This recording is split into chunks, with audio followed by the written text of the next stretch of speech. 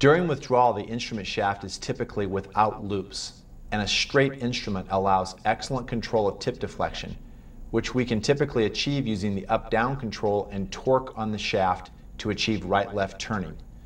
The principal work of withdrawal is taking time to explore the proximal side of each haustral fold, for which we must have superb control of tip deflection. High-level detection of neoplasia requires excellent bowel preparation, as demonstrated here.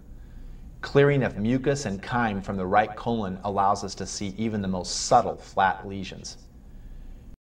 The endoscopist develops a three-dimensional sense or map of the shape of the colonic lumen as it's created by haustral folds and turns and valves. The endoscopist seeks to expose the mucosa hidden by these obstacles. The mucosa in the inner haustral valleys and on the proximal sides of haustral folds must be explored by deflecting the tip into the inner haustral valley and sweeping right and left and pulling back to flatten the haustral fold as needed. As the scope is withdrawn and each haustral fold is identified, the endoscopist pushes the scope forward again and deflects to see the proximal side of the fold. This process is done systematically, with the endoscopist utilizing the sense of 3D shape of the colon to be certain that each fold and side of the colon is inspected carefully. Pools of fluid are suctioned to allow inspection of hidden mucosa. The colon must be adequately distended with air or carbon dioxide so that mucosa is not hidden by collapse of the colon wall.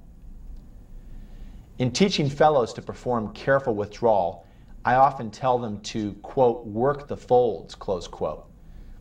Again, this refers to the process of going back in as each haustral fold is passed to explore the proximal side of that fold. Even the most careful colonoscopist will miss small adenomas with current technology, but we often use the expression aim small, miss small.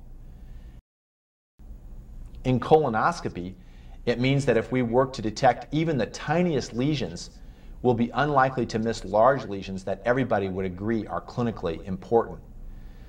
This process of careful examination, though not very interesting to carry out, is fundamental to our responsibility to our patients to provide the best examination possible.